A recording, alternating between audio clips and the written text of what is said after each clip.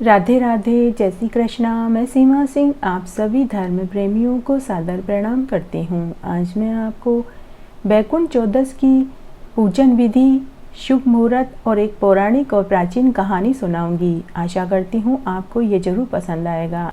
बैकुंठ चतुर्दशी का जो मनुष्य व्रत करता है, पूजा करता है, उसे बैकुंठ का वास मिलता है। यहाँ बैकुंठ का मतलब स्वर्ग से है, इसीलिए कार्तिक शुक्ल चतुर्दशी को बैकुंठ चतुर्दशी के नाम से जाना जाता है। कार्तिक शुक्ल चतुर्दशी का दिन भगवान विष्णु और भगवान शिव के लिए अर्पित है। इस दिन भगवान विष्णु और भगवान महादेव की पूजा करने का विधान है। जो मनुष्य कार्तिक शुक्ल चतुर्दशी को व्रत करता है, उपवास करता है, उनके ऊपर भगवान विष्णु और भगवान महादेव का आशीर्वाद बना रहता है। उनके लिए स्वर्ग के द्वार खुल जाते हैं। इसीलिए इस चतुर्दशी को बैकुंठ चौदस के नाम से जाना जाता है। जो मनुष्य कार्तिक शुक्ल चतुर्दशी के दिन व्रत करता है, उसके घर में धन धान्य की वृद्धि होती है। उसके यहाँ किसी चीज़ की कोई कमी नहीं होती। पूजा की विधि। बैकुंठ चतुर्दशी के दिन सुबह जल्दी उठकर किसी पवित्र तीर्थ स्थल पर जाकर स्नान करना चाहिए। अगर यह संभव न हो सके, स्नान वाले जल में आंवला, तिल और गंगा जल की कुछ बूंदें डालकर स्नान करेंगे तो भी आपको उतना ही फल मिलेगा जितना कि किसी तीर्थ स्थान, किसी पवित्र नदी में जाकर स्नान करने से मिलता है। स्नान करने के बाद साफ सुंदर वस्त्र धारण करें।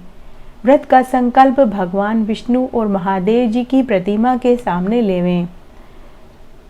पूरे दिन भगवान विष्णु और महादेव जी के मंत्रों, महादेव जी के नाम के मंत्रों का जाप करें। महादेव जी के वील पत्र, कच्चा दूध, घी, दही, शहद से अभिषेक करें। घी का दीपक जलावें, वील पत्र चढ़ावें। वील पत्र के ऊपर ओम नमः शिवाय जरूर लिखें। उसके बाद ही वील पत्र चढ़ावें।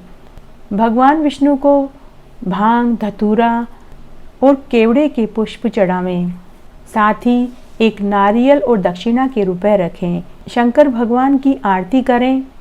साथ ही विष्णु भगवान का पूजन करें। विष्णु भगवान की प्रतिमा को चंदन का टीका लगावें।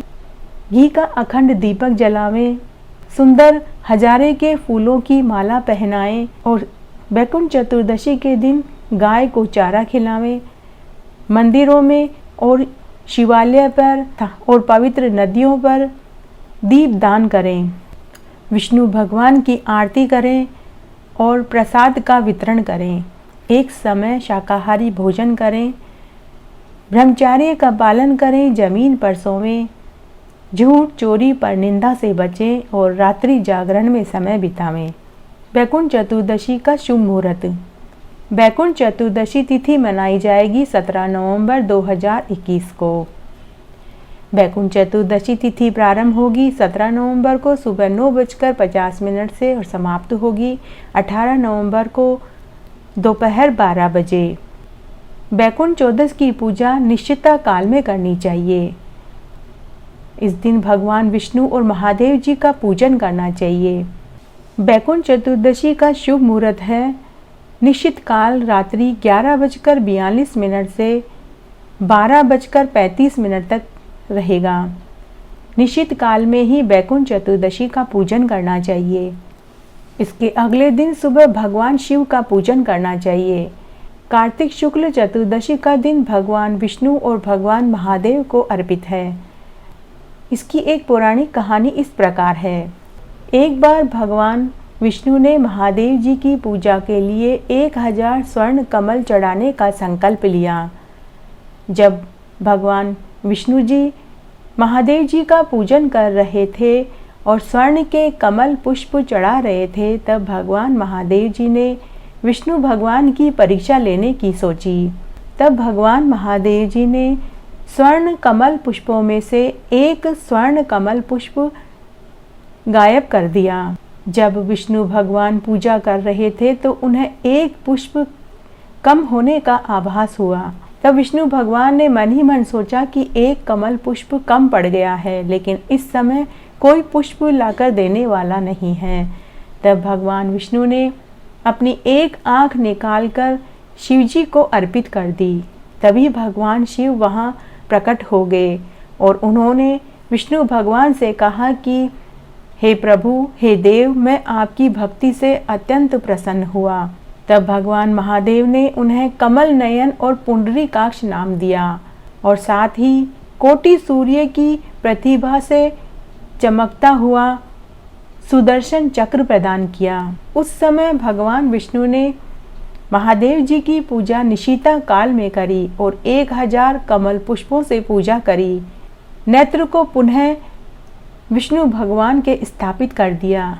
तब से कहा जाता है कि बैकुंठ चौदस के दिन भगवान महादेव जी की पूजा करने का विधान है। जो मनुष्य बैकुंठ चौदस के दिन महादेव जी की पूजा करता है, उसके घर में अन्न धन के भंडार भर जाते हैं और उन्हें मरने के बाद बैकुंठ की प्राप्ति होती है, अर्थात स्वर्ग की प्राप्ति होती है। बैकुंठ चौदस के दिन पूजा करने, व्रत करने से बैकुंठ के द्वार खुल जाते हैं। उस मनुष्य के घर में अन्न धन के भंडार भर जाते हैं। इस तरह आज मैंने आपको बैकुंठ चौदस की पूजन विधि, शुभ मुहूर्त और एक प्राचीन कहानी सुनाई। आशा करती हूँ आपको ये ज़रूर पसंद आएगी। मेरे साथ बने रहने के लिए आपका धन्यवाद। आगे की कथा कहानी के लिए भी आप इसी तरह मेरे साथ बने रहें। धन्यवाद।